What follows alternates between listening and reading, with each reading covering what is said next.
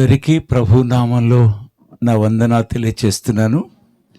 సర్వశక్తిగల దేవుడు మనల్ని అందరినీ దైవిక కుటుంబముగా అంతం వరకు కాపాడి భద్రపరిచి తన రాకడలో నిశ్చయంగా తన రాజ్యాన్ని చేర్చుకుంటారనే విశ్వాసంతో ప్రభు స్తుతి చెల్లిద్దాం. ప్రత్యేకంగా మన ప్రియులు సాల్మన్ రాజు గారు, నేను ఆయన్ని చూచి కొంత అనుభవం, చిన్న అనుభవం కలిగి ఉన్నప్పటికీ ఆయనలో ఎప్పుడు చూసేటువంటి చిరునవ్వు నాకెంతో సంతోషం అనిపించేది. రెండవదిగా ఆయన విధేయతతో ఉండేవాళ్ళు, చాలా విధేయతతో ఉండేవాళ్ళు. మూడవదిగా ఆయన మంచి విశ్వాసంతో ఉండేటువంటి వానిగా నేను చూశాను. కనుక ఆయన ప్రేమ, ఆయన విశ్వాసము, ఆయన విధేయత మనకు విడిచి వెళ్ళారు. ఒక ఆయన అంటున్నారు, తిమోతి గారు అంటున్నారు, భక్సింగ్ గారు గురించి చెప్తూ అంటున్నాడు, ఆ దైవజనుడు విడిచిన చెప్పులలో తమ కాళ్ళు ఉంచి నడిచేవారెవరు అంటున్నాడు. ఆయన విడిచి వెళ్ళినటువంటి ఆ అడుగు జాడలను వెంబడించేవారెవరు అని అడుగుతున్నాడు. అవును, ఇప్పుడు సాల్మన్ రాజు గారిని జ్ఞాపకం చేసుకుంటున్నప్పుడు ఆయన నడిచిన జీవితం యొక్క విలువలు మనం వింటూ వచ్చాం. మరి అవి మన జీవితాలకు ఆదర్శప్రాయంగా ఉండాలి.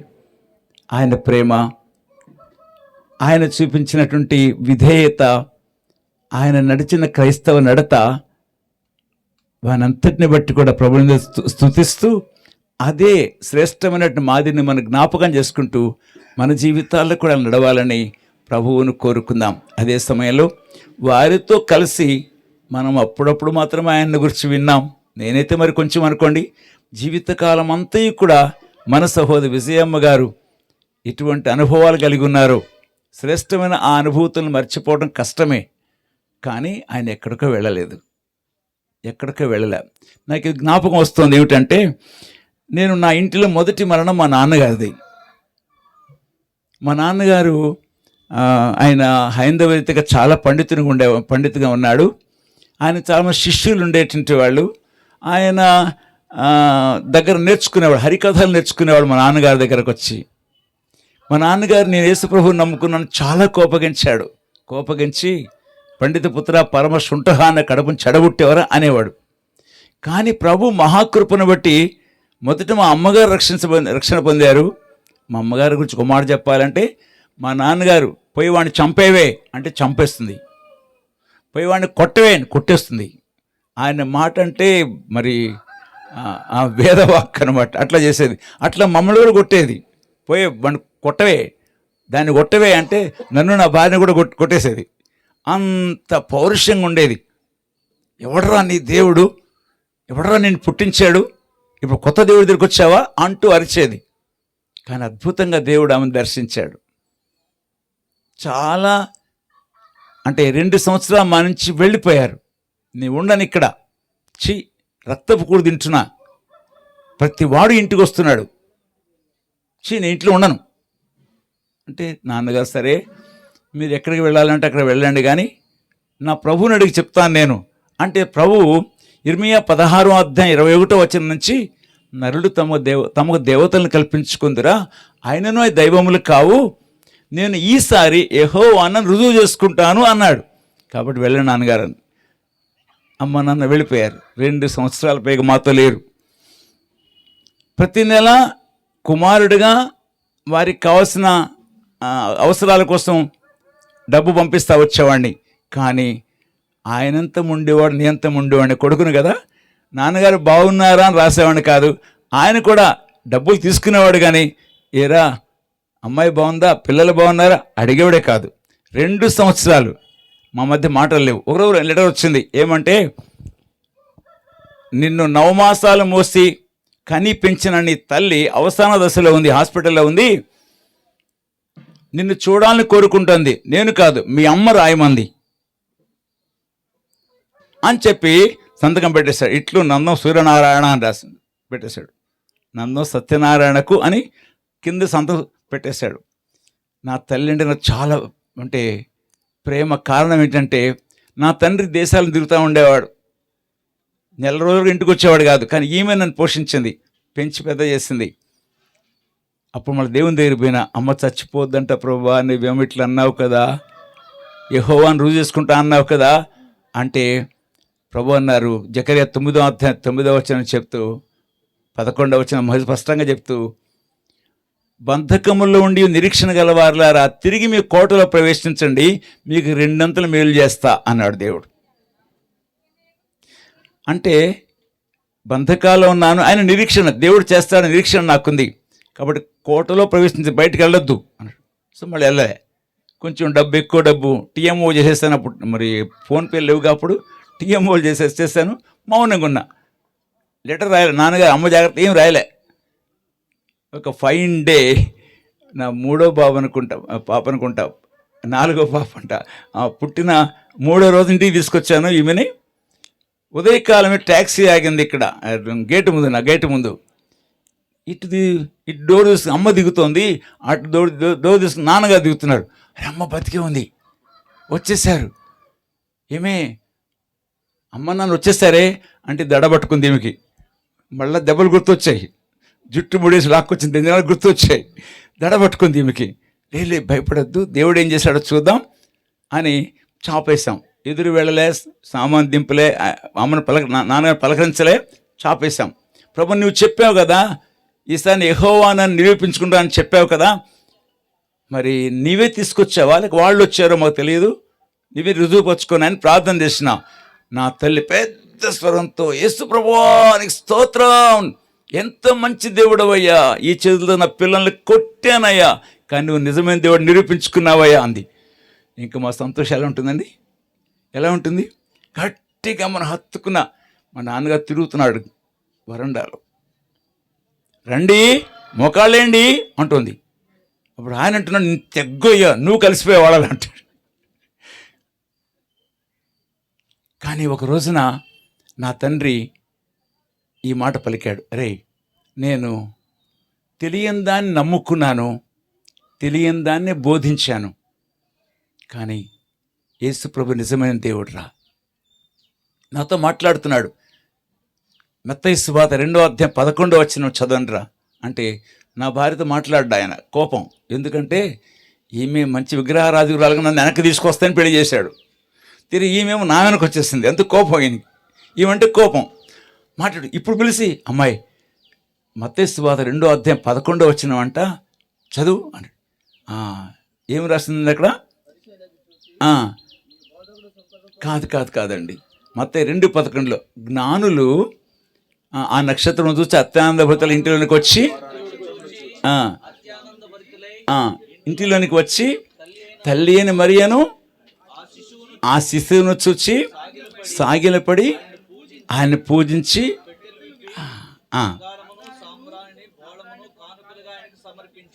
కనుక ఈయన ఒక జ్ఞాని కదండి, అన్ని శాస్త్రాలు చదివిన వాడిన పండితుడు. ఇప్పుడు ఈ వాక్యంతో ప్రభు మాట్లాడుతుంటే ఆరాధిస్తున్నాడు. ఎంత గొప్ప దేవుడు యేసు ప్రభు, నిజమైన దేవుడిని కనుక్కున్నాను రా ఇప్పుడు అని. అంటే ఇక్కడ చెప్పబోయేది ఏమిటంటే, నేను ఒక దినం వచ్చింది, నాన్నగారు చాలా అనారోగ్యం పాలయ్యారు. 3 రోజుల ముందు దేవుడు నాతో మాట్లాడుతూ వచ్చాడు.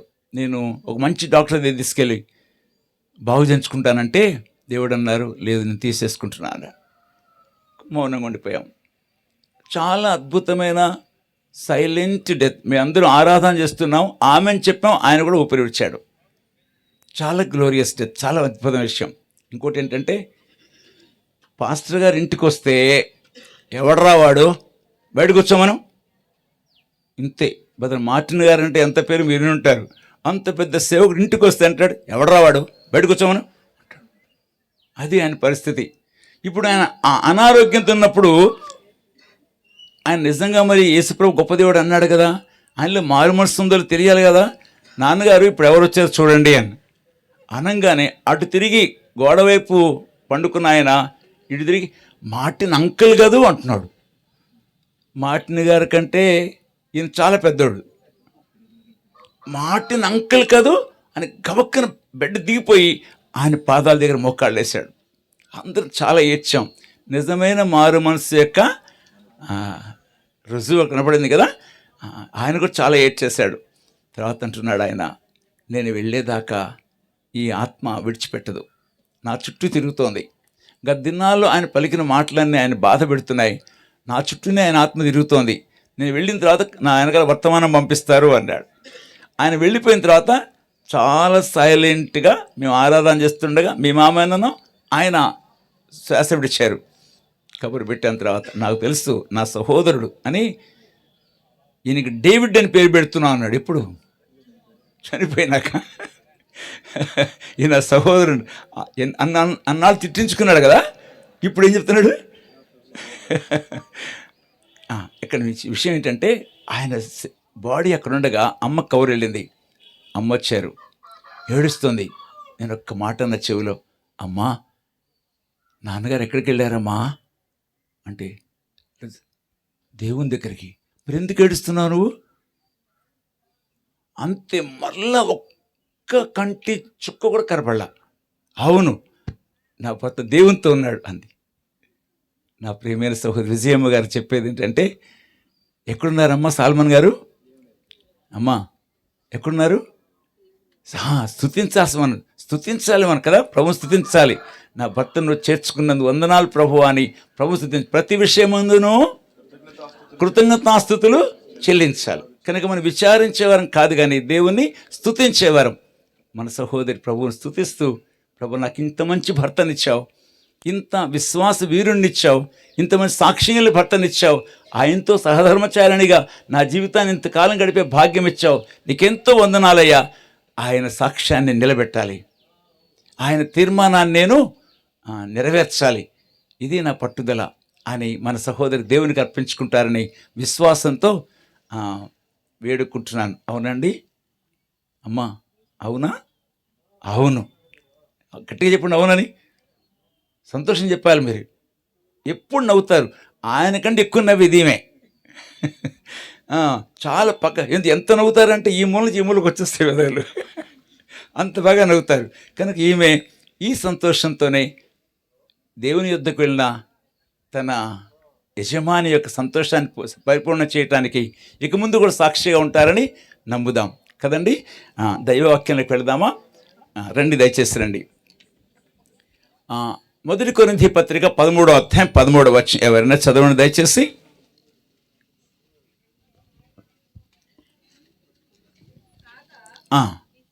విశ్వాసము, నిరీక్షణ, ప్రేమ, ఈ మూడును నిలుచును, వీటిలో శ్రేష్టమైనది ప్రేమయే. అద్భుతమైన ఈ వాక్య భాగాన్ని గురించి మనము ఒకసారి జ్ఞాపం చేసుకుందాం. ప్రియమైన తండ్రి, 4వ అధ్యాయం నిర్గమ 12వ వచనాన్ని, అపుస్తకాలు 18వ అధ్యాయం 9వ వచనాన్ని నా తండ్రి కోరుకుంటున్నాం. మీరు ప్రేమించు నీ బిడ్డలతో, నీ దాసురాలతోనూ మాట్లాడండి, సమయంతో దీవెనకరంగా చేయమని యేసుక్రీస్తు వారి నామములో ప్రార్థిస్తున్నాము తండ్రి, ఆమేన్. నాకు ఒక సంతోషం ఏంటంటే ఈరోజు రాజా క్రిస్టియన్ గారిని కలుసుకున్నాను. I'm very happy to hear his wonderful voice, the way of presenting the message. I really admired his message. Thank you brother, thank you, God bless you. It's wonderful message. నేను రక్షణ పొంది 50 సంవత్సరాలు అయిపోయింది, 51 సంవత్సరంలోకి వచ్చాను. కానీ చిన్న వయసులోనే మంచి వర్తమానికునిగా దేవుడు ఆయన తయారు చేశారు. అందుకంత దేవునికి వందనస్తులం. మనందరికీ చాలా విపులంగా కదండి, అర్ధగంటలో 15 పాయింట్లు చెప్పారు కదండి. సగటున 2 నిమిషాలకు ఒక పాయింట్ చెప్పున చాలా అద్భుతంగా చెప్పారు. Beautiful message. అది మన హృదయాలు భద్రంగా ఉండాలి కదండి. రైట్, మన వాక్య భాగాన్ని చూస్తున్నప్పుడు విశ్వాసము, నిరీక్షణ, ప్రేమ. విశ్వాసం అంటే ఏమిటి అసలు? 11వ అధ్యాయం 6వ వచనం హెబ్రీ పత్రిక ఏం చెప్తుంది? దేవుని విషయం అసాధ్యము.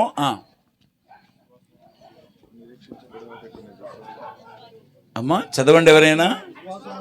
విశ్వాసం అన్నది నిరీక్షింపబడి వాటి యొక్క నిజ స్వరూపం. అదండి, అదృశ్యమైన ఉన్నవన్నటకు రుజువైనది. మనం విశ్వాసం అని పిలుస్తున్నాం కదా. మరి ఏం నిరీక్షణ కలిగి ఉన్నాం? ఏం నిరీక్షణ కలిగి ఉన్నాం? 1 కొరింథీ 15వ అధ్యాయం 19వ వచనంలో మొదటి కొరింథీ 15:19 ఈ జీవితకాలం మట్టుకే మనము క్రీస్తునందు నిరీక్షించిన వారమైన ఎడల మనుషులందరికంటే, నేను అంటలా ఆ మాట, నేను అనలా మిమ్మల్ని, నేను అన్నానా? దేవుని వాక్యం చెప్తాంది. ఎవరండి ఆ బిరుదు ఎవరికి పెడుతున్నారు? ఈ లోకం మట్టుకే యేసుప్రభు దీవిస్తాడు, ఉద్యోగం ఇస్తాడు, మంచి భర్తనిస్తాడు, భార్యనిస్తాడు, మంచి ఆస్తిని ఇస్తాడు, మంచి ఆరోగ్యం ఇస్తాడు కదండి. ఆయురారోగ్య ఐశ్వర్య అభివృద్ధిరస్తు అని అనేవారు ఎవరు? పాత అన్నలు కదండి. ఏమిటి? ఆయువు, ఆరోగ్యం, ఐశ్వర్యం, ఇవి మాత్రమే కోరి యేసుక్రీస్తు వారిని అంగీకరించి ఉన్నట్లయితే ఆ విశ్వాసం ఏమనిపిస్తుందండి? మీరే చెప్పండి ఆమె గట్టిగా. రైట్. కనుక యేసుక్రీస్తు వారు ఇవి మాత్రం ఇచ్చేవాడు కాదు, అందరికి ఇస్తున్నాడు ఆయన కదండి. సూర్యుడిని, వర్షాన్ని, గాలిని, మంచివారి మీద, చెడ్డవారి మీద, నీతిమంతుల మీద, అనీతిమంతులు. మరి what is the speciality in us? మనమేదో కార్లు కనుగొట్టమో లేదా బిల్డింగ్ కలిగి ఉంటామో ఇది గొప్ప విషయమా? అందరికి ఇస్తున్నాడు ఆయన. బట్ యేసుక్రీస్తు వారు ఎందుకు వచ్చాడు ఈ లోకానికి? 6వ అధ్యాయం 23వ వచనము, మొదటి కొరింథీ పత్రిక.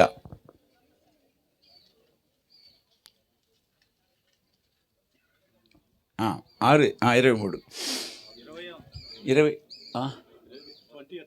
మొదటి కొరింథీ 6వ అధ్యాయం.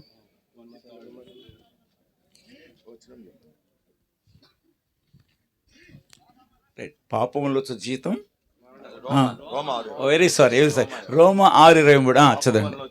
పాపములో జీతం మరణము,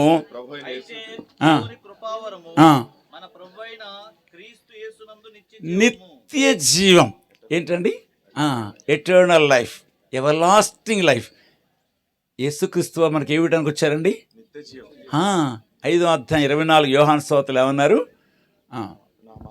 నా మాట విని నన్ను పంపిన వానిది విశ్వాసం ఉంచువాడు నిత్య జీవం కలవాడు, వాడు మరణములోనికి రాక మరణములో నుండి జీవములోనికి దాటి ఉన్నాడు. కనుక యేసుక్రీస్తు వారు ఏమి ఇవ్వడానికి వచ్చాడు? ఆయన మరణములో నుండి జీవంలో దాటించడానికి వచ్చాడు. ఆ జీవం నిత్య జీవం. 5 రకాల జీవాలు చూడగలం మనం కదా. ఒకటి మెటీరియల్ లైఫ్, పదార్థ జీవం.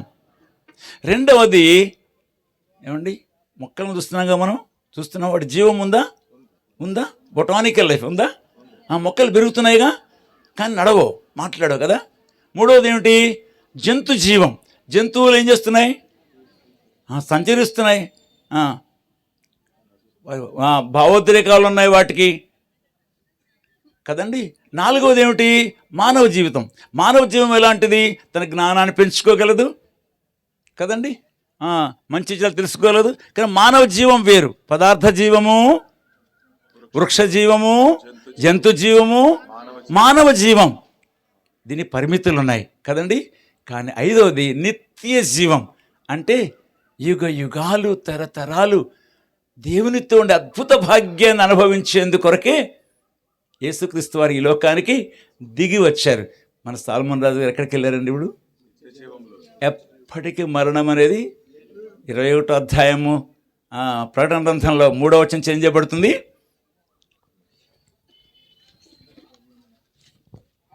అప్పుడు దేవుని నివాసం. ఇప్పుడు ఎక్కడికి వెళ్ళారు? నివాసంలో మనుషులతో కూడా ఉన్నది. ఆయన వారితో కాపురం. ఎవరితో కాపురం ఉంటున్నారు? విజయమ్మ గారితో కాపురం ఉన్నారు ఇంతకాలం కదమ్మా. ఇప్పుడు ఎక్కడికి వెళ్ళారు? దేవునితో కాపురం ఉంటాం కూడా. తర్వాత వారు ప్రజలయ్యుందురు, దేవుడు తానే వారి దేవుడయ్యుండి వారికి తోడయ్యుండును, కన్నుల ప్రతి బాష్ప బిందువును తుడిచివేయును. మరణము ఇక ఉండదు, దుఃఖమైనను, ఏడ్పైనను, వేదనైనను ఇక ఉండదు. ఎంత అద్భుత సంతోషకరమైన స్థలం ఉండేది. కనుక యేసుక్రీస్తు వారు మనల్ని ఆ ఉన్నతమైన, శ్రేష్టమైన, ఆనందమయమైన ఆ దేశంలోకి చేర్చడానికే ఈ లోకానికి వచ్చాడు. కానీ యేసుక్రీస్తు వారు ఎందుకు ఈ లోకానికి వచ్చారంటే ఈ లోకంలో ఏదో మనకి ఇళ్ళు వాకిళ్ళు ఇవ్వటానికి కానే కాదు. ఇంకేం చెప్పారండి, యేసు ప్రభు మంచి వాగ్దానం ఇచ్చారు. ఏంటండి?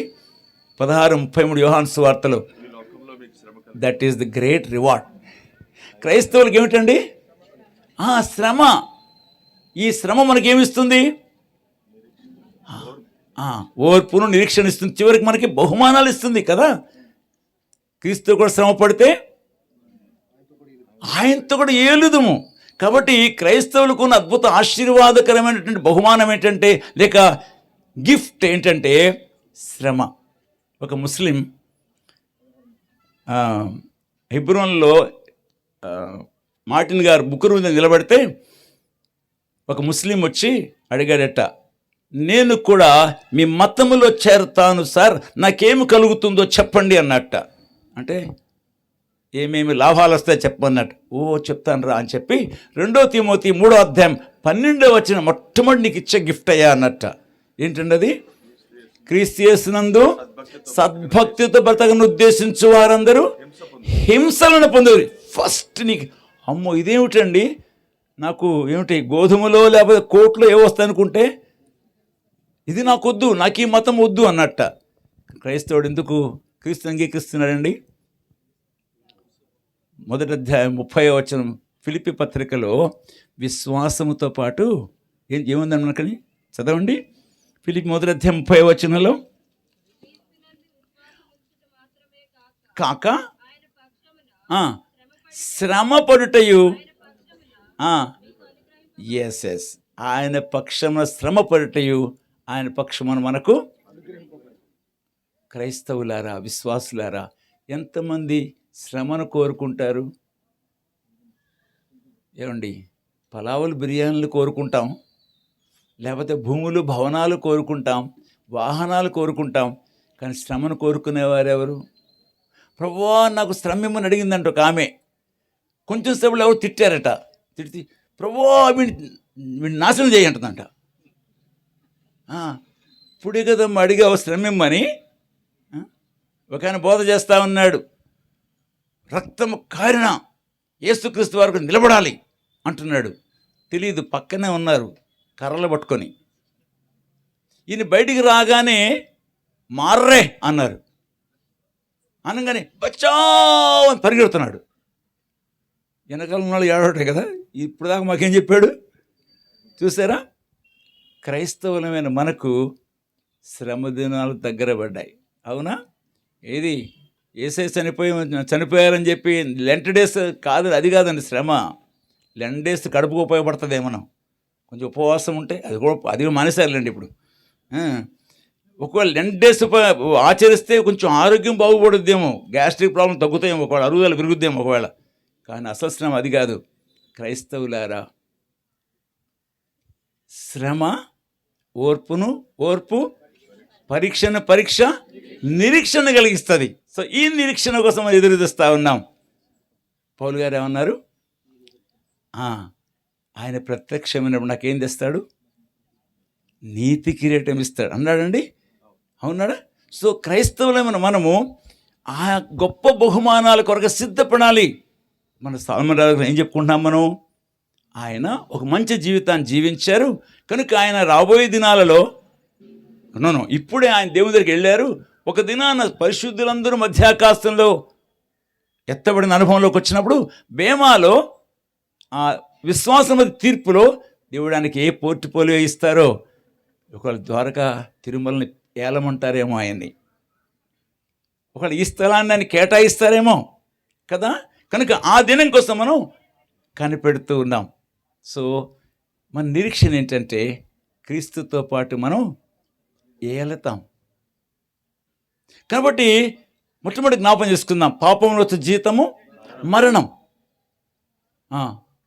దేవుని కృపావరము మన ప్రభువుని క్రీస్తు యేసునందు నిత్య జీవం. ఇప్పుడు మరణము నుండి నిత్య జీవంలోకి దాటిన అనుభవమే క్రైస్తవుని యొక్క అద్భుత జీవితం.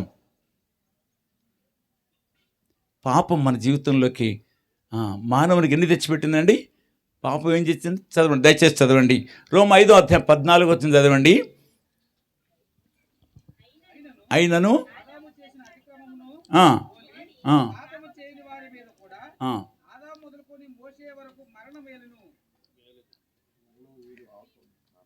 అతిక్రమం, పాపం. మానవునికి ఏమొచ్చింది? అసలు మరణం ఎందుకు వచ్చింది? 5వ అధ్యాయం 12వ వచనంలో ఎందుకు వచ్చింది? ఒక్క మనిషి ద్వారా పాపము ద్వారా మరణమును లోకములు ఎలాగూ ప్రవేశించానో అలాగుననే మనుషులందరూ పాపము చేస్తున్నందున మరణం అందరికీ సంప్రాప్తమైంది. కనుక ఎవరో మనం చేసిన పాపాన్ని బట్టి కాదు, అసలు మన ఆదాము నుండి ఈ మరణం మన మీద ఏలుబడి చేస్తోంది. కనుక ఈ పాపం మనల్ని ఏం చేస్తుందండి? అతిక్రమం మనందరి మీదకి వచ్చింది, మరణాన్ని మనందరికీ తెచ్చి ఇచ్చింది. ఈ పాపమే యేసుక్రీస్తు వారు శ్రమ పడటానికి కారణమైంది కదండి, అవునా? చదవండి 2వ అధ్యాయం 24 వచ్చి మొదటి పేతురు పత్రికలో.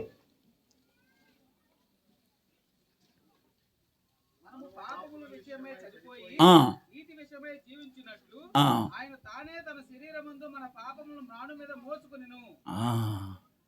3వ అధ్యాయం 3:18లో కూడా ఆయన అనీతిమంతులను మనల్ని దేవుని వద్ద తెచ్చిన క్రీస్తు శరీర విషయంలో శ్రమ పడ్డాడు. కనుక ఈ పాపము యేసుక్రీస్తు వారు శ్రమ పడటానికి కారణమైంది. కనుక ఈ పాపమే దేవునికి విశ్రాంతి లేకుండా చేసింది కదండి. దేవుడు పని చేయటానికి ఆయన పురికొల్పింది. యెషయా గ్రంథము 65:17 చదవండి దయచేసి. 65:17.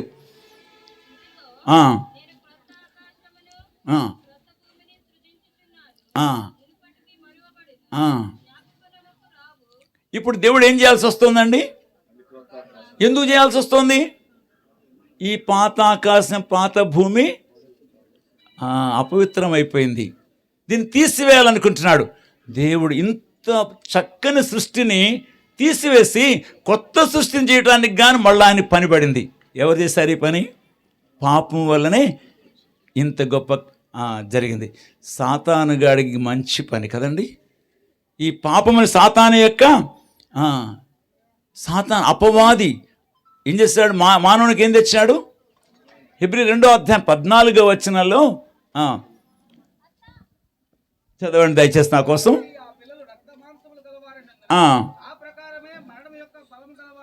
మరణము యొక్క బలము గలవాడు ఎవడండి? వాడికి బలము తెచ్చిచ్చింది. ఈ పాపము సాతానికి బలము తెచ్చిచ్చింది. మనుషుల మీద ఏలుబడి చేస్తా ఉన్నాడు. ఇప్పుడు ఏలుబడి చేస్తా ఉన్నాడు. రోమాపత్రిక 8వ అధ్యాయం 22వ వచనం చూసినట్లయితే ఈ లోకాన్ని అరణ్యంగా చేసేసాడు. ఈ పాపం వల్ల ఏమైపోయింది? ఈ సృష్టి యావత్ ఏం చేస్తోంది? మూలుగిలిడుతోంది. పాపం ఎంత ఘోరమైందో. దాన్ని మనం ఆశ్రయించే వారిగా ఉంటే మన జీవితాలకు కూడా వాడితో పాటే, ఈ సృష్టితో పాటే మూలిగాల్సి వస్తుంది. ఇప్పుడు సాతాను కొరకు దేవుడు ఏది ఏర్పాటు చేశాడు? 25వ అధ్యాయం మత్తయి సువార్త 46-47 వచనాలలో అపవాదికిని వాని దూతలను సిద్ధపరచబడిన నిత్యాగ్నిలోనికి పోవుడి. ఈ నిత్యాగ్నిని దేవుడు అపవాది కోసం, దూతల కోసం సిద్ధపరచాల్సి వచ్చింది ఈ పాపం వల్లనే. ఇంకొక మాట జ్ఞాపకం చేస్తా. ఇందాక దైవజనులు జ్ఞాపకం చేస్తారే, అబ్రహాము రొమ్మున ఎవరున్నారు? మరి ధనవంతుడు ఎక్కడున్నాడు? ఏం చేస్తున్నాడు? యాతన పడుతున్నాడు. వేదనకరమైన స్థలం కనుక వేదనకరమైన యాతన పెట్టబడే ఆ స్థలానికి నా ప్రియ సహోదరి, నా సహోదరులారా, మీరు వెళ్ళాలని కోరుకుంటున్నారా?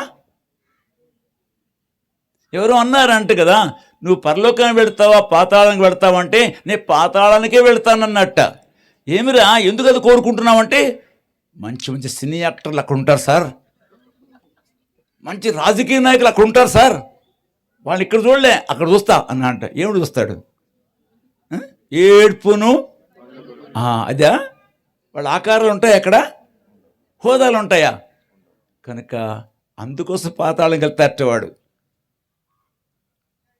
కనుక ఈ మధ్యాహ్న కాల సమయంలో మన ప్రియమైన సహోదరు సాల్మన్ రాజు గారు ఏ విశ్రాంతి స్థలంలో ప్రవేశించారో, ఏ మనోహర స్థలంలో ప్రవేశించారో, ఎంత నెమ్మదిని పొందుతున్నారో ఆ మంచి స్థలానికి మరి మీరు కూడా వెళ్ళాలని కోరుకోరా? ఆయన అడుగుతున్నారు. నా తమ్ముళ్ళారా, నా చెల్లెళ్ళారా, నా బంధువులారా, నా స్నేహితులారా, నా సహోద్యోగులారా, నేను పొందుతున్న ఈ నెమ్మది, ఈ విశ్రాంతి మీరు కూడా పొందాలి. నాతో పాటు ప్రభువైన యేసుక్రీస్తుని అంగీకరించరా?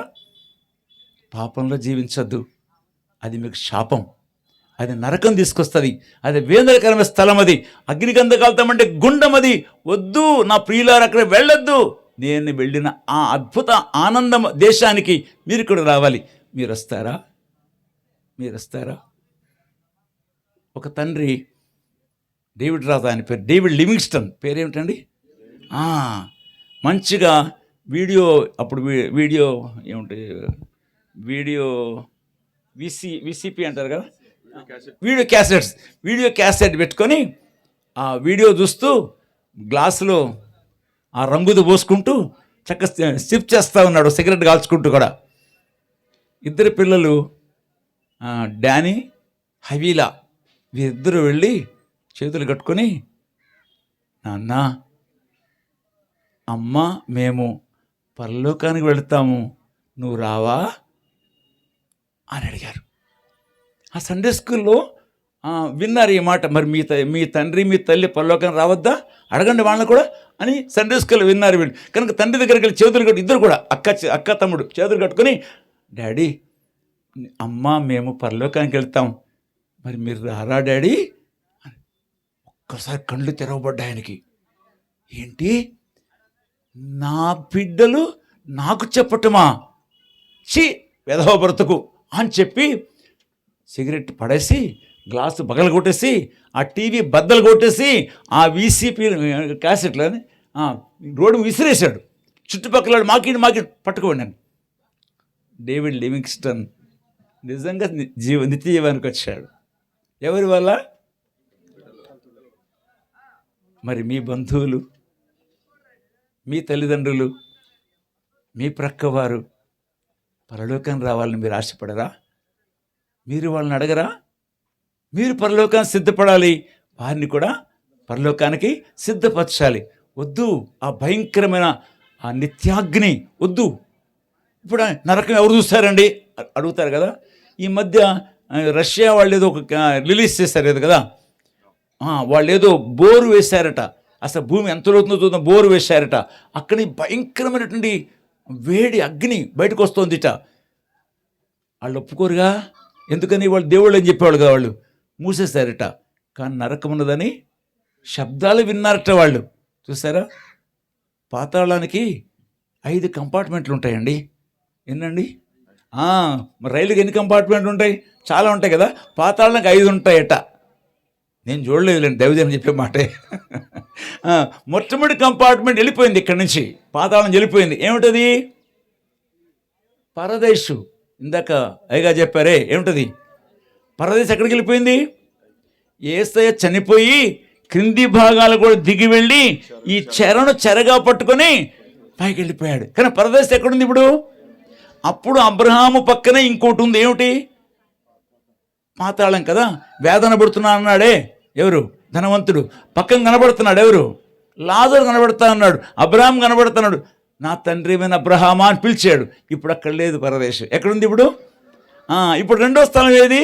అదిగో ఆ ధనవంతుడు ఉన్న స్థలం. మూడో స్థలం ఏది? దేవదూతలు. దేవుని ఆజ్ఞని మీరి నిత్య పాశములతో బంధించబడిన కటిక గాఢాంతర చీకటిలో బంధించబడిన దేవదూతలు ఉన్నట్ట. నాలుగోది ఏమిటి? మన పరదేశం మొదటి కంపార్ట్మెంట్ అయితే, రెండవదేమో అగ్నిగంధకాల మండేది అయితే, మూడోది ఈ నిత్యపాశముతో బంధించబడిన దూతలు. నాలుగోది ఏమిటి? ఏమో నేను మర్చిపోయినాలండి, ఈసారి వస్తే చెప్తాను. కనుక పాతాళంలోని కంపార్ట్మెంట్లో ఏ కంపార్ట్మెంట్ ఘోరమైంది? అగ్నిగంధకాలతో మండే గుండం. చివరి తీర్పు వచ్చేది దానిలోనే. కాబట్టి మట్టు లేని గోయి. నాలుగోది ఏమిటి? Bit, bottomless pit. 5వది అది లాస్ట్ది కదండి. ఏ కంపార్ట్మెంట్ ఉంటారు మీరు? ఏ కంపార్ట్మెంట్ కావాలి? పాతాళం కావాలా? ఏం కావాలి? క్రిందికి పోవాలా, పైకి పోవాలా? పైకి పోవాలి కదా. 15:24 వచ్చినాం సామెత గ్రంథంలో. దయచేసి క్రిందన పాతాళం తప్పించుకున్న వాళ్ళని బుద్ధిమంతుడు పరమునకు పోవు జీవ మార్గం నడుచుకొని మధ్యాహ్న కాల సమయంలో నా ప్రియమైన చెల్లి, నా తమ్ముడా, 50 సంవత్సరాల క్రితం 75 ఫిబ్రవరి 14వ తారీఖున నేను దైవజన్ భగత్ సింగ్ గారు వాక్యం చెప్తా ఉంటే మరణాపేక్ష కలిగిన వాడినై ఆత్మహత్య చేసుకుందామని స్లీపింగ్ పిల్స్ కోసం ప్రయత్నించుకుంటున్న సమయాలు అవి. కారణం, నాకు మంచి ఉద్యోగం ఉంది, సెంట్రల్ గవర్నమెంట్ జాబ్, 19th ఇయర్లో నా జాబ్ వచ్చింది, సెంట్రల్ గవర్నమెంట్ శ్రేష్టమైన ఉద్యోగం నాకు ఇచ్చాడు, మంచి శాలరీ నాకుంది. కానీ నాలో చాలా బాధ ఉండింది, చచ్చిపోతే నరకానికి పోతాననే భయం. ఎన్నో పూజలు చేసినా, ఎన్నో చదివినా అవి ఏమి నాకు శాంతి ఇవ్వలే. కాన్సన్ట్రేషన్ టెస్టులు కూడా చేసినా అవి నాకు శాంతి ఇవ్వలే. దేవుడు లేడని చెప్పే సృష్టి పరిణామ సిద్ధాంతం నేర్చుకున్నా, అది నాకు శాంతినివ్వలే. నవ సమాజాన్ని స్థాపించాలని కమ్యూనిస్ట్ పార్టీ వాళ్ళతో కలిసి ఎస్ఎఫ్ఐ తీవ్రంగా పనిచేసిన, అది నాకు శాంతినివ్వలే. ఒకవేళ నరకం ఉంటే ఖచ్చితంగా నరకానికి పోతాను, కాబట్టి ఎక్కువ రోజులు బతికితే ఎక్కువ శిక్ష పొందుతాను, కాబట్టి తొందరగా చచ్చిపోతే మంచిదని చెప్పి స్లీపింగ్ పిల్స్ కోసం ట్రై చేసుకుంటే దినాలు. యేసయ్య ఆ దినాన్ని దర్శించి ఉండకపోతే అది మర్చిపోవడానికి బాటిల్ కూడా శుభ్రంగా తాగి ఒకరోజు అది నా స్నేహితులు మొత్తం బాటిల్ అంతా పూర్తి చేసిన, ఫుల్ బాటిల్ నా ఫ్రెండ్తో కలిపి మొత్తం కలిపేసి. ఇలాంటి దౌర్భాగ్య జీవితాన్ని అశాంతి బతుకుతున్న నన్ను యేసయ్య ఎంత అద్భుతమైన రీతిలో దర్శించాడంటే అది నా జీవితంలో గొప్ప పర్వదినం. అది పర్వదినం కనుక ఏ దినాన్ని నా ప్రభు నా పాపాన్ని క్షమించానని చెప్పాడో, శాశ్వతమైన ప్రేమతో నిన్ను ప్రేమించుచున్నాను కనుక విడవక నీళ్ళు కృప చూపుచున్నానని చెప్పాడో, అంతే, ఇక చాలు. నాకు ఈ ఉద్యోగం కూడా నాకొద్దు, నా ప్రభు సేవ చేసుకుంటా, చచ్చేవాడిని బతికించాడుగా, బతికే జీవితం ఆయన కోసం బతుకుతాను అని నిర్ణయం చేసుకున్న. 14 సంవత్సరాలు పిలవలే, నలిపేసి 14 ఏళ్ళ సేవలే పాడలేదు అనుకుంటే అప్పుడు మళ్ళీ ఒక 6 నెలలు గట్టి కొట్టి సేవకు పిలిచాడు. ఎంత ఆనందం ప్రియులారా ఇది. ఆయన మనతో మాట్లాడే దేవుడు, స్పష్టంగా స్వరాన్ని వింటూ ఆ చిత్తాన్ని తెలుసుకుంటూ ప్రతి అడుగు ఆయన ఇష్ట ప్రకారం వేస్తే దేవుణ్ణి రుజువు చేసుకునే జీవితం, దేవుడు ఉన్నాడని రుజువు చేసుకునే జీవితం. ఆయన ఆలోచన, ఆయన స్వరం, ఆయన చిత్తం స్పష్టంగా మనతో ఒక స్నేహితుడు మరొక స్నేహితునితో మాట్లాడినట్లుగా మనతో మాట్లాడే దైవస్వరాన్ని మరి మీరు వినేందుకు ఆశపడరా?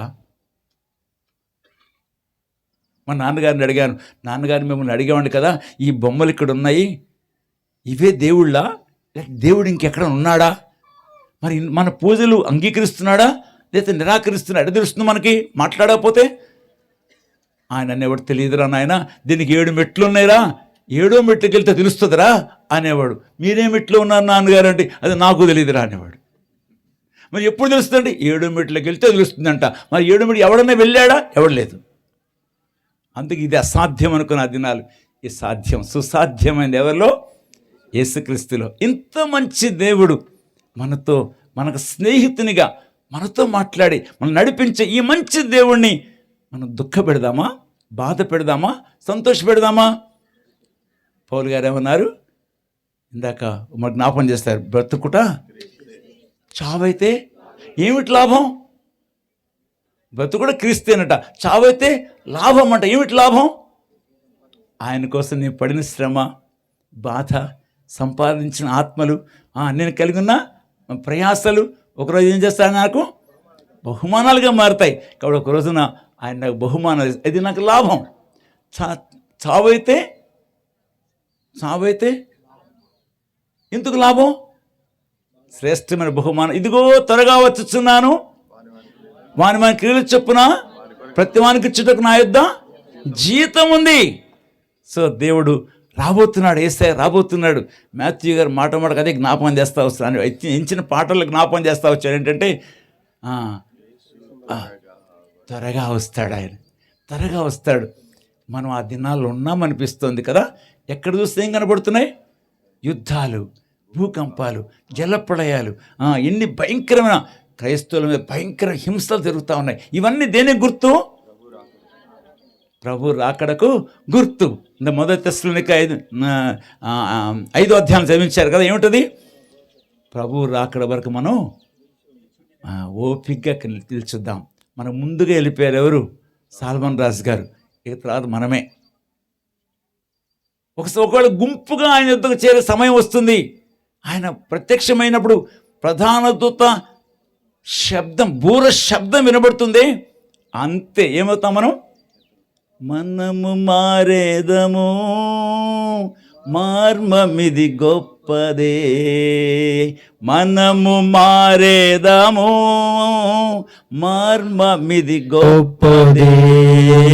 బూరధ్వని మ్రోగగానే మనమెత్తబడెదము. బూరధ్వని మ్రోగగానే మనమెత్తబడెదము. ప్రభు యేసు సంధింతుం మనమయన వరమే, ప్రభుని సంధించెదము. మనమయన గృహమే, జయమని పాడు ప్రభు యేసునకే హోసన్నా జై. ప్రభు వాచుచుండే ఎంతో సంతసము, మధ్యాకాశమందు సంధించెదము. జయమని పాడు. Are you ready? Are you ready? Are you ready? నీవు సిద్ధంగా ఉన్నావా?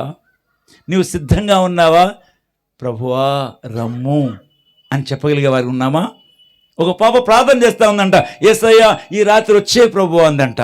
ఎందుకంటే రేపు పరీక్షలు ఉన్నాయి, చదవలేదందంట. అలా చేద్దామా ప్రార్థన? జ్ఞాపకం చేసుకుందాం. యేసయ్యా త్వరగా రాయ్యా, నేను నీతో ఉండాలని ఆశ ఉందయ్యా. ఒక చిన్న పాట అందక, నాకు ఒక చిన్న ఆశ ఉందయ్యా, నువ్వు వస్తే నీతో రావాలని అందిటావు. కనుక ఆత్మీయ జీవితంలో ఎంత గొప్ప సంతోషం మనకుందండి. ప్రభు వస్తాడు, మనం తీసుకుపోతాడు. అప్పుడు మనం ఎవరిని చూస్తాం? మనం సాల్మన్ గారు చూస్తామా? ఏమా విజయమ్మా చూస్తామా? ఏమండి అంటాడు. ఎంత సంతోషకరమైన సమయం. కనుక ఈ మధ్యాహ్న కాల సమయంలో నిరీక్షణ గలవారమై ఈ స్థలాన్ని విడిచిపెడదాం. ఇంతవరకు వేస్తే నీ హృదయంలోకి రాలేదా? ఒక జ్ఞాపం చేస్తా. ఇదేదో మంచి చేపల వాసన వస్తుంది, ఫ్రై వాసన వస్తుంది ఇక్కడి నుంచి. అబ్బా ఎంత మంచి చేపలు, ఎంత మంచి వాసన అనుకున్నాం అనుకోండి, కడుపు నిండుద్దా?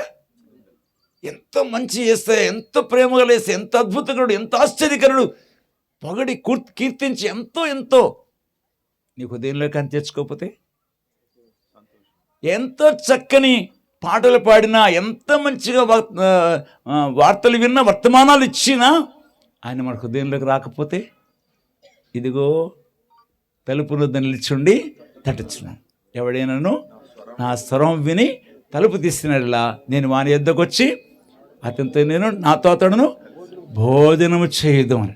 ఎంత గొప్ప ఆనందం ప్రియులారా. ఒక చోట కొడుకు తండ్రి ఎక్కుతున్నారంట, చర్చి మెట్లు ఎక్కుతున్నారంట. తలుపు దగ్గర బొమ్మ వేసిందిట. ఏమిటి? యేసయ్య తలుపు తడుతున్నట్టుగా లాంతర్ చేత పట్టుకుని తలుపు తడుతున్నట్టుగా బొమ్మ వేస్తుంది, గోడ ఉందంట. పిల్లాడు అడుగుతున్నాడు, డాడీ యేసయ్య తలుపు తడుతున్నాడు కదా, తీసుకుని పోవచ్చు కదా, తలుపు తట్టడం ఎందుకు అంటే, అప్పుడు తండ్రి అన్నాడు, నాయనా ఈ తలుపు లోపల వేసిందిరా, బయట తాళం ఉండదు, బయట గడ ఉండదు. ఎక్కడుంటుంది? లోపల నుంచి తీస్తేనే వేసే లోపలికి వెళ్ళగలడు. నీ హృదయ తలుపు లోపల వేసుకున్నావు. ఒక మంచి ఆర్టిస్ట్ ఈ బొమ్మ వేస్తే దీని లోపం ఏంటో చెప్పమన్నట్ట. ఏమయ్యా ఇంత అద్భుతంగా వేసావు బొమ్మ, అది బయట గడి వేయలేదు ఏంటయ్యా అంటే, సార్ దాని బయట గడియ ఉండదు సార్. ఏమన్నాడు? లోపల పెట్టుకున్నావు. ఆయన వస్తే సినిమాలు మానేయాలి, లంచాలు తీసుకోకూడదు. ఎవడో క్రైస్తవుడు అంట ఏదో పని చేసి పెట్టినాడు, బల్ల కింద చేయబెట్టినట్ట, ఇది టేబుల్ కింద చేయబెట్టినాడు. అప్పుడులేండి, ఇప్పుడైతే గిఫ్ట్లు, లంచాన్ని పేరు మార్చేశారు, గిఫ్ట్. బంజంగా బల్లకం చేయబెడితే, రే నువ్వు నా బిడ్డవురా, నువ్వు బల్లకం చేయబెడతావు ఏమిట్రా అన్నట్టు. యేసయ్య ప్రభువా ఇది ఆఫీసు, ఇక్కడికి రాకూడదు, నువ్వు చర్చిలోనే ఉండాలి. జాగ్రత్త అండి. నిజమైన క్రైస్తవునిగా ఈ లోకానికి మనం చాటి చెప్పాలి, క్రీస్తు అంటే ఇట్లుంటాడని. ఇతడు నిజముగా ఇశ్రాయేలీయుడు. ఎవరి గురించి అన్నారు? మరి నిన్ను గురించి ఏమనాలి? నిన్ను గురించి ఏమాలి? ఇతడు నిజముగా క్రైస్తవుడా, విశ్వాస, పరిశుద్ధుడా, ఎన్ని పేర్లు పెట్టుకుంటామో, క్రీస్తు నీలో ఉన్నాడా? ఇంకొక మటుకు జ్ఞాపకం చేస్తా. ఆ పాస్టర్ గారికి కాడిలాక్ కారు కొనిచ్చారంట చర్చి వాళ్ళందరూ చాలా ప్రేమతో. ఈయన కారు వేసుకుని చర్చికి వెళుతుంటే ప్రక్కన ఒక ఆమె కట్టెల మోపు మోసుకొని పోతోందిట, చెమటలు కారుకుంటా పాపం. పైన గుడ్డ కట్టేసు చీర పైకి దోపుకుంటా కదండి, మోసుకొని పోతోందిట. ఈయన గోచి పెట్టుకుని పోతుంది. కొంచెం కారుతో ముందుకు వెళ్ళాడు. ఆలోచన వచ్చింది, ఈమెకు నేను సువాత చెప్పాలి అనుకున్నాడు. కారు ఆపాడు. ఆమె దగ్గర వచ్చిన తర్వాత, అమ్మా మీరు చాలా ప్రయాసపడుతున్నారు, ఆ కట్టెల మోపు నా కారులో పెట్టండి, నేను మీ ఇంటిలా తీసుకెళ్తాను. వద్దండి. లేదమ్మా, అటే పెడుతున్నాగా నేను. డిక్కీ ఓపెన్ చేశాడు. ఆ కట్టెల మోపు బలవంతంగా ఆయన ఎత్తి దాంట్లో పెట్టాడు. అమ్మ లోపల కూర్చోండి. ఆమె ఆశ్చర్యపోతుంది, ఇదేమిటి చెమటలు కక్కుంటుంది ఆమె కదా, ఇంత మంచి కార్లు అన్నెక్కించుకుంటానేమిటినా అనుకుంటోంది. అమ్మా మీ ఇల్లు ఎక్కడో చెప్పండి, ఇంటిదా తీసుకెళ్తాను. వద్దయ్యా, ఈ వీధి ముందు ఆపేయండి, తీసుకెళ్తాను. లేదు మీ ఇంటిదా తీసుకెళ్ళి తీసుకెళ్ళి తానే డిక్కీ ఓపెన్ చేసి ఆ కట్టెల మోపు తీసి ఆ అరుగు మీద పెట్టాట. పెట్టి ఆమె నిర్ఘాంతగా చూస్తూ ఉంటే, ఇదంతా ఎందుకు చేస్తాను తెలుసా అన్నట్ట. తెలియదు బాబు, నేను క్రైస్తవుడిని అన్నట్ట. ఏమన్నాడు? నేను క్రైస్తవుడినమ్మా అన్నాడు. అయ్యా నేను క్రైస్తవురాలనే, కానీ నీలో క్రీస్తుని చూస్తున్నా అందిట. హల్లెలూయా. ఏం చూస్తున్నామే?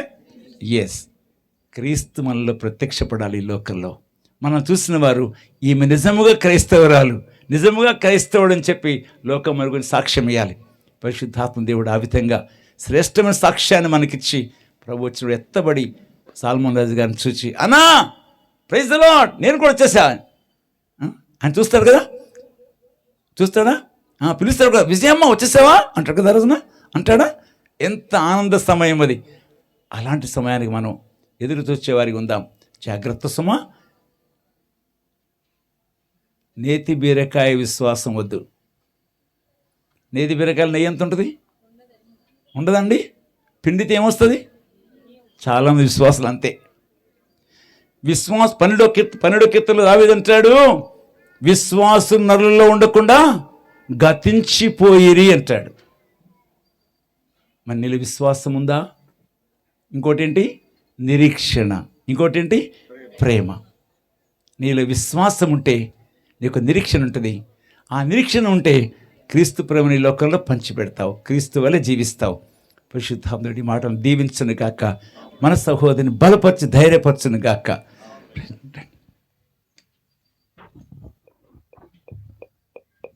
దయచేసి అందరూ కూడా కళ్ళు మూసుకోండి. మరి డానియల్ గారు, సురేష్ గారు చిన్న ప్రార్థన చేస్తే మనం దీవెనతో ముగించుకుంటాం.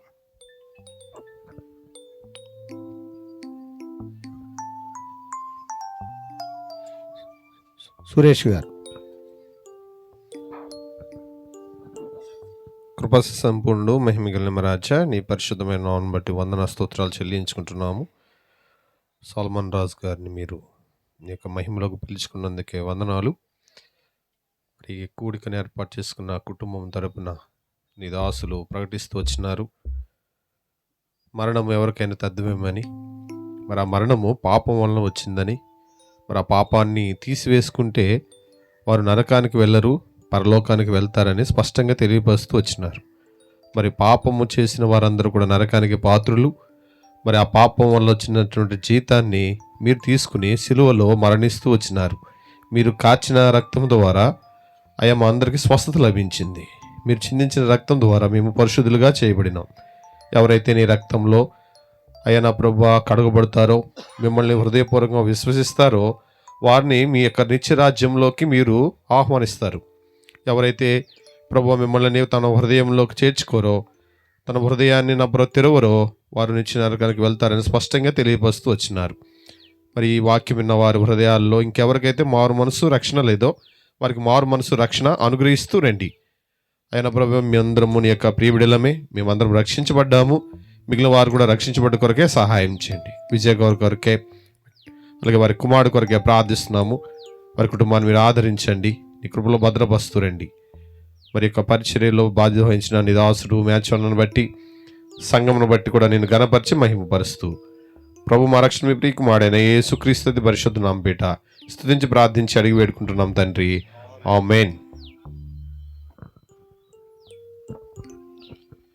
పరిశుద్ధుడైన మా ప్రియ పరలోకపు తండ్రి, అద్వితీయ సత్య దేవుడు, మా రక్షకుడు యేసుక్రీస్తు వారి ప్రశస్తమైన నామముపేట వందనాలు స్తోత్రాలు చెల్లిస్తున్నాం. నీ దాసుడు సాల్మన్ రాజు గారి విషయమై ప్రత్యేకంగా నాయన ప్రార్థన చేస్తూ ఉన్నాం. వారి కుటుంబం ఆదరణ నిమిత్తమై, సంఘ ఆదరణ నిమిత్తమై, కుటుంబ బంధువుల, శ్రేయుల, ఆశల, స్నేహితుల ఆదరణ నిమిత్తమై నీ సన్నిధిలో విజ్ఞాపన చేస్తూ ఉన్నాం. నిలబెట్టుకున్న నీ దాసుల నోటి ద్వారా వచించిన నీ మాటలను బట్టి వందనాలు. రెండవ వర్తమానం ద్వారా క్రీస్తు యేసునందు సద్భక్తితో బ్రతుకును ఉద్దేశించి వారిని హింస పొందుతారని, అనేక శ్రమల ద్వారా మనం పరలోక రాజ్యము వెళ్ళవలసిన వారమై ఉన్నామని దేవా సెలవిస్తూ వచ్చారు.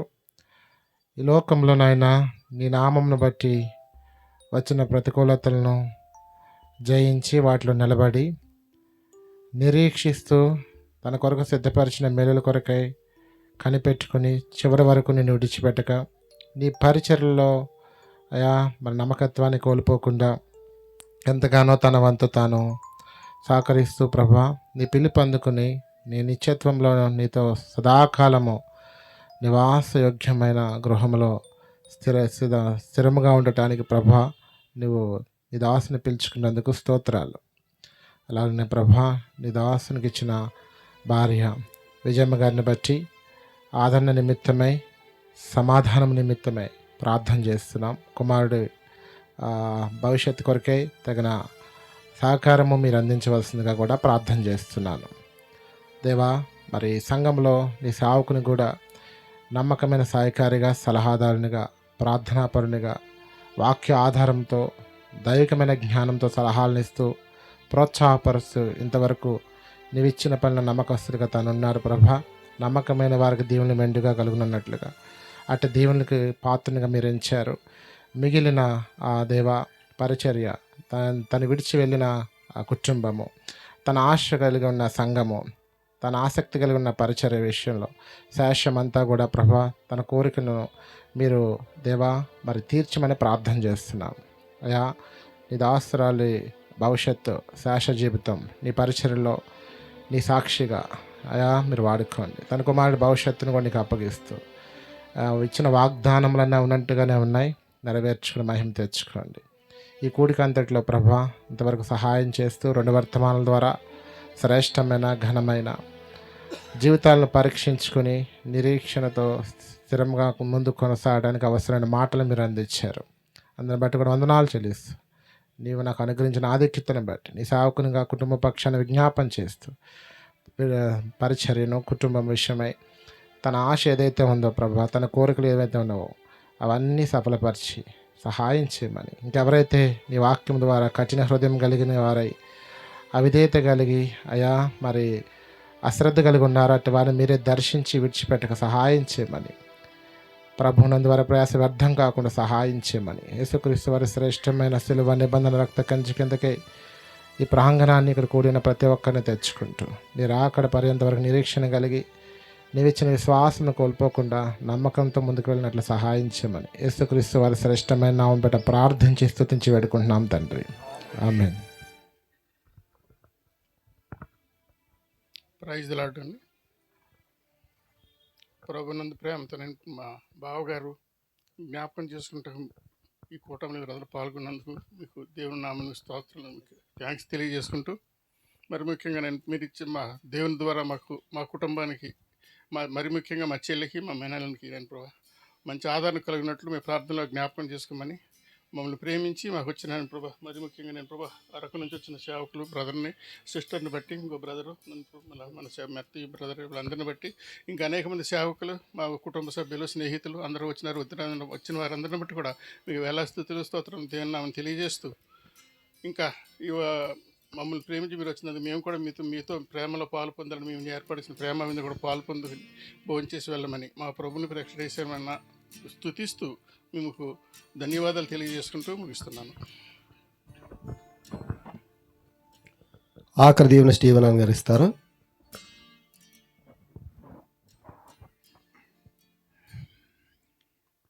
తొట్టిల్లకుండా మనల్ని కాపాడుటకును, తన మహిమ ఎదుట ఆనందముతో నిర్దోషులుగా మనల్ని నిలువబెట్టుటకును శక్తిగల రక్షకుడైన అద్వితీయ దేవునికి ప్రభు అయిన క్రీస్తు యేసు ద్వారా మహిమయు మహాత్యమును, అధికారము, ఆధిపత్యమును యుగములు పూర్వమును ఇప్పుడును సకల యుగములకును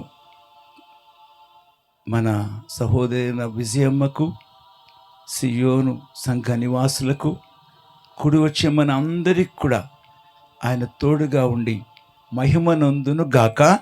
ఆమేన్. యేసు మంచి కాపరి, నన్నెత్తుకొని మోయును, నా బాధలన్నీ తీర్చును, నన్నాదరించును, నా బాధలన్నీ తీర్చును, నన్నాదరించును. చేరేదను పరదైసును, క్రీస్తుని రూపము ధరింపను. చేరేదను పరదైసును, క్రీస్తుని రూపము ధరింపను. పయనిల్తును నిత్యాత్మమంతా, విమోచన గీతముల్ పాడుతును. పయనిల్తును నిత్యాత్మమంతా, విమోచన గీతముల్ పాడుతును. యేసు మంచి కాపరి, నన్నెత్తుకొని మోయును, నా బాధలన్నీ తీర్చును, నన్నాదరించును, నా బాధలన్నీ తీర్చును, నన్నాదరించును.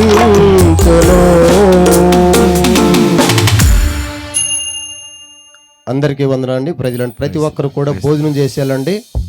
అలాగే సహోదరుని కూడా పలకరించి మరి ప్రార్థించుకోవడం వెళ్ళాల్సిందిగా ప్రేమపూర్వక మనం చేస్తాం. అందరికీ వందనాలండి.